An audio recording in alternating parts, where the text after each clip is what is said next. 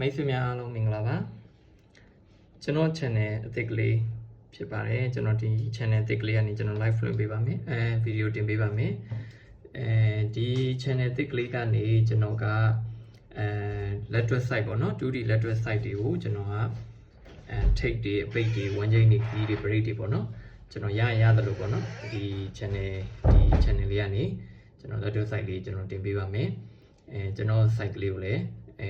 မိတ်ဆွေတို့နဲ့အကြိုက်တူရဆိုရင်တော့ကျွန်တော် channel လေးကိုလည်းအသစ်ကလေးကိုပေါ့နော်ကျွန်တော် channel အသစ်ကလေးကိုအားပေးပါအောင်ဒီမနေ့တနေ့လာမနေ့ဒီမနေ့အတွက်ပေါ့နော်ကျွန်တော်ထိတ်ရဲ့အပိတ်ရဲ့ key ထိတ်နဲ့အပိတ်နဲ့ညှိတဲ့ key ပေါ့နော် i key နဲ့ key ရဲ့ကျွန်တော် bn break ရဲ့ပေါ့နော်ကျွန်တော်အဲ့ဒါလေးကိုကျွန်တော်ဒီနေ့မနေ့အတွက်ကျွန်တော်တင်ပေးမယ်နော်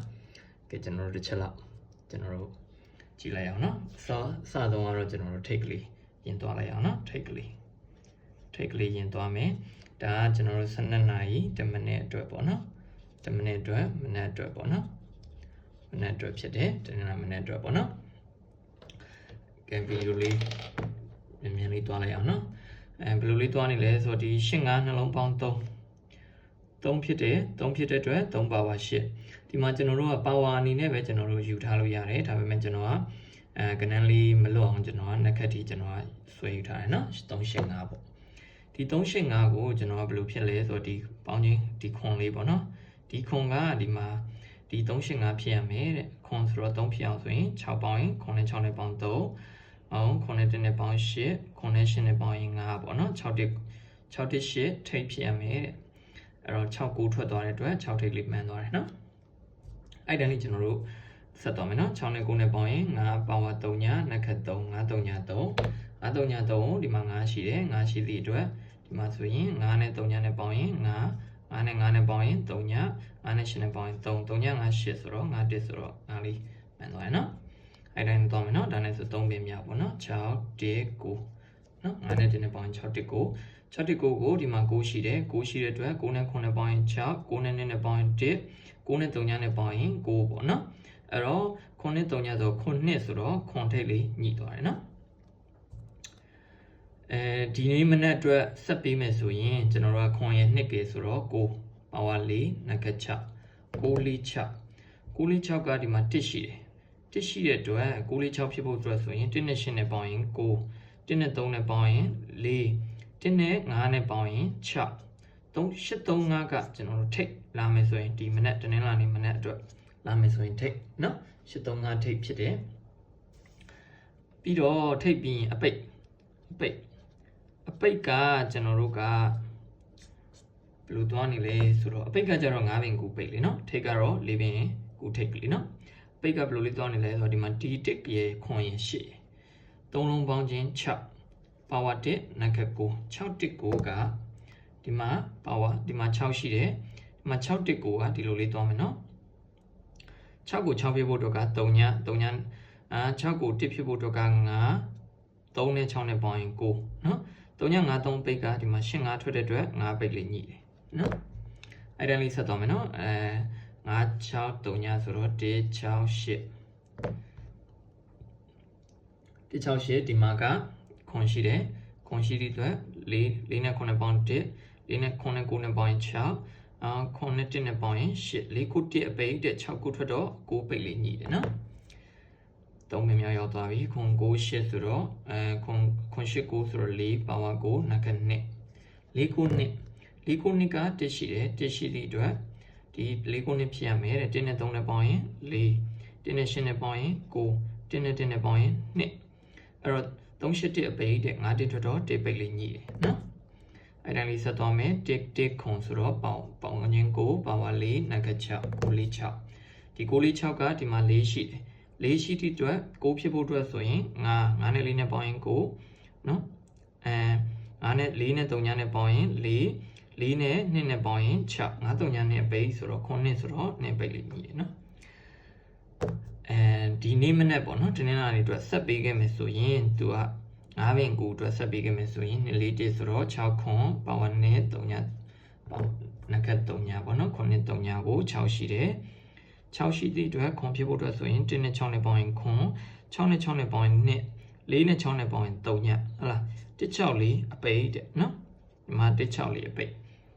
အဲ့တော့ကျွန်တော်တို့တစ်ချက်ကြည့်လိုက်အောင်နော်ဘယ်လိုလေးတွားနေလဲဆိုဒီမှာဆိုရင်det ထိတ်မှာဆိုရင်det power det အဲ့တော့ဒီမှာဆိုရင်det လာနိုင်ခြင်းများတယ်နော်ဒါလေးပေါ့နော်ဖြစ်တဲ့အရာလေးပြနော်ဒီမှာဆိုရင် power 2ချက်ဟလား power 2ချက်ဒီမှာ naked 2ချက်အဲ့တော့ဒီမှာဘာလာနိုင်လဲdet လာနိုင်လားနော်det လေးအားသာနိုင်မလားအဲ့လိုလေးပေါ့နော်ဒါပေမဲ့ဒါကတော့ဟိုတင်ထိုးလို့ရတဲ့ကဏ္ဍလေးကိုကျွန်တော်ကသူလာတဲ့ site ပုံစံလေးကျွန်တော်ပြောပြရနော်ဘာလို့ဒီမှာ4ပင်ကူလေးပဲကင်တာလဲဆိုတော့ဒီ835အထိတ်နဲ့ပတ်သက်တဲ့ key လေးအဲ့ key လေးကိုကျွန်တော်ကသဘောကျတယ်အဲ့ key လေးလည်းမာတယ်မင်းလေးလည်းရှည်နေပြီပေးတာအဲ့တော့ကြောင့်ကျွန်တော်ဒီ key လေးကိုကျွန်တော်ကပြမယ်နော်ဒီ key လေးကိုကျွန်တော်ကဒီ key လေးတွားမယ်အဲ့ဒါဘယ်လိုလေးတွားနေလဲဆိုတော့ဒီမှာ1.5ခွန်ဆိုတော့3 power 8နဲ့ခန့်5 385ဒါလေးက key လေးနော်385 key 385 key 85ထွက်တော့ဒီမှာ85ပေါ့နော်85ညီတယ်အဲ့တိုင်းလေးသွားမယ်135ဆိုတော့894 946 946 key 69ထွက်တော့6ရဲ့9ရဲ့ညီတယ်နော်869ဆိုတော့ပေါင်းခြင်း3နှစ်869ခွန်63 385 key 385 key က9တက်ထွက်တော့9ညီတယ်ခွင်6ရဲ့ပေါင်း3တရဲ့ပေါင်း4 492 key 9ဆိုတော့နင်းညီတယ်ဒါလေးအပေါ်ပင်ကလေးမှန်တယ်နော်မိတ်ဆွေတို့ကျွန်တော်ကဒီဇာတ်လေးကကျွန်တော်နေရာခက်ခဲကြောင်းမလို့နော်ဟိုတစ်ချက်အပေါ်ပင်လေးတွေတစ်ချက်လိုက်ကြည့်လိုက်နော်မှန်တယ်နော်သူလဲနည်းနည်းလေးပင်ရှည်နေနော်အဲ့တော့ဒီတင်းလာမနေ့အတွက်ဆိုရင်15နဲ့ဆိုရင်နော်ပေးမယ်ဆိုရင်385 831ပေါ့ပေါင်းခြင်း8ပါဝါနှက်ခက်ရလို့ရှိရင်831 key နော်831 key ဖြစ်တယ်835ထိပ်ဖြစ်တယ်နော်အဲ့ဒီ key လေးသဘောကျတဲ့အတွက်ဒီထိပ်ကလေးကိုကျွန်တော်ကင်တာနော်အဲ့တော့ဒီအပိတ်ကလေးကိုလည်းကျွန်တော်ကထုံနေ၎င်းမယ်အပိတ်ကလေးကိုလည်း9မင်ကိုဘာကြောင့်ကင်တာလဲဆို key လေးကလည်းကျွန်တော်သဘောကျတယ်ဒီ key လေးနော်ဘယ်လို key လေးလဲဆိုတော့ဒီမှာ4တစ်ပေါင်းခြင်း9ဒါ933 key 3ခွန်ထွက်ဒီအတွက်3ညီတယ်အဲ့တိုင်းလေးဆက်သွားမယ်နော်1ခွန်ဆိုတော့831မြန်မြန်လေးသွားလိုက်မယ်ချိန်လေးနောက်ကျနေတော့နော်831 key ဆို85ဆိုတော့8ညီတယ်ဒီမှာဆိုရင်65နှလုံးပေါင်း1 power 6 naked 8 168ဆို69ထွက်တယ်6ညီတယ်ခွန်9နှလုံးပေါင်းချင်း6 power 1 naked 9 619 key 51ဆိုတော့61ကိုဆို1ညီတယ်နော်1နှလုံးပေါင်းချင်း2 power ခွန် naked 4 2ခွန်4 key ဒီမှာ2ကိုခွန်ဆွဲသွားတယ်နော်အဲ့တော့ဒီမနေ့တနင်္လာနေ့အတွက်ဒီမှာဆိုရင်61ကို key 4နဲ့နှလုံးပေါင်း6 power 1 naked 9ဒါ61ကို key ဖြစ်တယ်တဲ့နော်61ကို key 614အပိတ်နော်614အပိတ်61ကို key 831 key 835ထိပ်နော်အဲ့ဒီနှစ်ခုကိုကျွန်တော်ကနော်ကျွန်တော်ကဘာလို့လုပ်ပေးမလဲဆိုတော့ break နဲ့ကျွန်တော်ချုပ်ပေးမယ်နော် break လေးကလည်း9ပင်ကူ break လေး9ပင်ကူ break လေးကျွန်တော်သဘောကျတယ်9ပင်ကူ break ကတော့ဒီမနေ့မှကျွန်တော်2မျိုးတွေ့တယ်နေကုန် break တွေ့တယ်ဒီ9ပင်ကူ break တွေ့တယ်3ပင်နေပါလေတွေ့တယ်ပေါ့နော်ဒါကျွန်တော်ကင်မဲ့ break ကိုပထမဆုံးပြပေးမယ်နော်ကျွန်တော်ကဘယ်လိုလေး break ကိုကင်မလဲဆိုတော့9ပင်ကူ break ကကျွန်တော်ဒီမှာ468ပေါင်းခြင်း8နော်ဒါ break ပေါ့နော်ဒါ break 4ရဲ့6ရဲ့8ဆိုတော့8ပေါင်းခြင်း8 power 3နှက်ခန့်5 835 break ဖြစ်မယ်တဲ့831 break ပြောတာ sorry နော်831 break ဖြစ်မယ်တဲ့နော်831 break ဆိုတော့ဒီမှာ3ဆိုတော့3 break ညီတယ်နော်အဲ့တိုင်းလေးဆက်သွားမယ်8ခွန်3ညဆိုတော့3လုံးပေါင်းခြင်း5 power 3ညနှက်ခတ်3 5 3ည3ဒီမှာ6ကိုဆိုတော့5 break ညီတယ်3ည1 8ဆိုတော့3လုံးပေါင်းခြင်း9 power 4နှက်ခတ်6 9 4 6ဆိုတော့6 break ညီတယ်8 4ခွန်ဆိုတော့ပေါင်းခြင်း9 power 4နှက်ခတ်6 9 4 6 break ပဲဒီမှာ9ဆိုတော့9 break ညီတယ်နော်အဲ့တော့ဒီမနေ့တနင်္လာနေ့အတွက်ဆိုရင်ကျွန်တော်ခွန်6တက်ဆိုတော့ပေါင်းခြင်း4 power 9နှက်ခတ်2 4 9 break ဆိုပြီးကျွန်တော်ရတယ်နော်ဒီမနေ့ခင်နော်အဲ့တော့ကျွန်တော်တို့ကဏ္ဍလေးဆင်မယ်ဆိုရင်နော်ထိတ်ဆိုရင်ကျွန်တော်မြင်မြန်လေးပြောလိုက်မယ်နော်ထိတ်ဆိုရင်ထိတ်မှာကဏ္ဍလေးရှိတာက835ထိတ်နော်အပိတ်က8 164အပိတ်က164အပိတ်ကီးက831ကီး 6တစ်ကိုကီနော်ကီရနှလုံးအဲ့တော့ break က4ကိုနှစ် break ပေါ့နော်4ကိုနှစ် break အဲ့တော့ကဏ္ဍလေးဆင်မယ်ဆိုရင်835ထိပ်ဖြစ်တဲ့အတွက်8ကေ3ရေ5ရေဆင်လိုက်မယ်ဒီမှာလည်း8ရေ3ရေ5ရေဒီမှာလည်း8ရေ3ရေ5ရေ835နော်အဲ့တော့ဒီမှာ1 6 4 1 6 4 1 6 4နော်အဲဒီမှာနော်1 6 4အဲ့တော့ကျွန်တော် break နဲ့ညီးတဲ့ကောင်လေးတွေကိုကျွန်တော်ရွေးထုတ်မယ်ဆိုရင်4 9နှစ် break ဖြစ်တဲ့အတွက်ဒီမှာ9 4 2ဒီမှာ4 9နော်ဒါ con break ဆိုတော့မညီဘူးနော်ဒီမှာဆိုရင်9နဲ့ပတ်သက်လို့ရှိရင်9လေးညီတယ်နော်အဲ့တော့ဒီ6ခွက်ရရနော်အဲ့တော့6ခွက်ရတယ်6ခွက်ရတယ်ဆိုတော့ဒီမှာ key နဲ့ညီးတဲ့ break လေးလည်းကျွန်တော် key နှလုံးပေါ့နော်ဒီ key နှလုံးနဲ့ညီးတဲ့ break 86ဆိုတော့86ပါတယ်81ပါတယ်89ဆို con break မပါအောင်မညီဘူးနော်ဒီမှာ36ဆိုတော့9 break ပါတယ်31 4 break ပါတယ်39 2 break နော်39ဒီမှာမပါအောင်နော်အဲ့တော့ကြောင့်ကျွန်တော်က39လေးတစ်ခွက်ထပ်ထည့်မယ်နော်ပြီးတော့1နဲ့ပတ်သက်ရင်16 con break 1ပူ2 break 1ပူမပါအောင်နော်1ပူထပ်ထည့်မယ်1ကို3ည break ဆိုတော့ကျွန်တော်မယူဘူးနော်အဲ့တော့ကျွန်တော်ကဒီဘော1နဲ့3 4 5 6 9ကွက်အပူနဲ့ဆိုရင်10ကွက်ဒီ10ကွက်ကိုကျွန်တော် main တင်ကစားမယ်ပေါ့နော်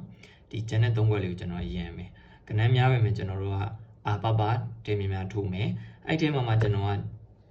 ပို့ပြီးသဘောကျတဲ့ကဏ္ဍပေါ့နော်ဒီကဏ္ဍထဲမှာ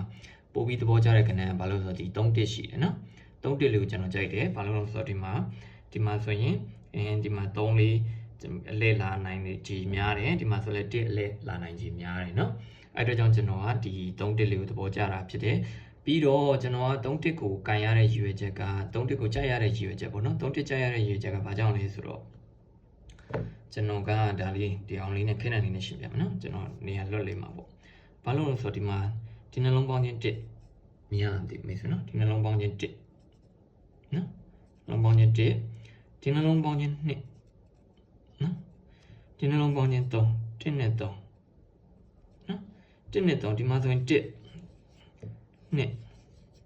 ဒီမှာဆိုရင်3လာမယ်နော်1နဲ့3နော်1နဲ့3ဒီလိုအထောက်ကလေးရှိရနော်နှစ်ချက်ထောက်ကလေးရှိရနော်ကျွန်တော်အဲ့ဒါကျွန်တော်ဒီ9နှစ်တောင်ကျွန်တော်ဒီလိုပုံစံလေးကျွန်တော်နှစ်ပိတ်ရတယ်နှစ်ပိတ်ရတဲ့အတွက်ဒါပေမဲ့ကျွန်တော် break လေးလွယ်သွားတဲ့အတွက်ချုပ်တဲ့အချုပ်ကွက်လေးမှာကျွန်တော်အဆင်မပြေဖြစ်သွားပါဘောနော်ကျွန်တော်တိတ်မရလိုက်ဘူးနှစ်ပိတ်ရပါမယ်နော်အဲ့ဒါနှစ်ပိတ်တောင်ဘယ်လိုလေးလာလဲဆိုတော့နော်နှစ်ပိတ်တောင်ကျွန်တော်ပြလိုက်မယ်နော်ဒီမှာကြည့်လိုက်9 9 9 9 9 9နော်ဒီမှာခွန်နော်ခွန်3ချက်ပဲနော်အဲ့ဆိုတော့အဲ့မှာဒီမှာနှစ်ပိတ်လေးရလိုက်တယ်နော်ဒါပေမဲ့ကျွန်တော်ကတော့ဒီနှစ်ပိတ်တော့တိတ်မရလိုက်ဘူးပေါ့နော်ကျွန်တော်နှစ်ပိတ်တော့တိတ်မရလိုက်ဘူးနော်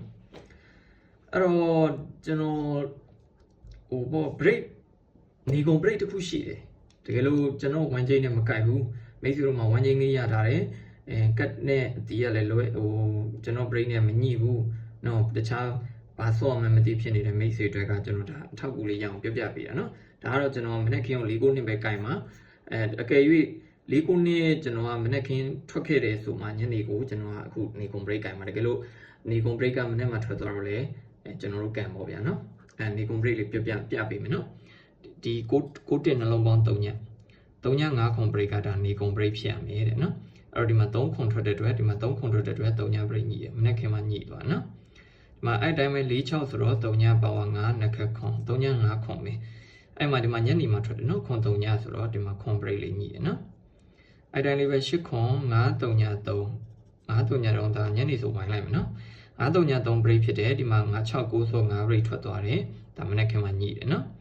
အဲ့တိုင်းလေးပဲ3ည1ဆိုတော့1 power 6နှစ်ခက်8 1 6 8 break ဆိုတော့ဒီမှာမနေ့ကမှညိရနော်9 1ဆို6 break ညိသွားတယ်နော်အဲ့တိုင်းလေးပဲဒီမှာ8 4ဆိုတော့2ပေါင်းချင်း power ခွန်နှစ်ခက်4နှစ်ခွန်4 break မှာဒီမှာညနေခင်းမှာကျွန်တော်ခွန် break ညိသွားတယ်နော်ညနေခင်းမှာခွန် break ညိသွားတယ်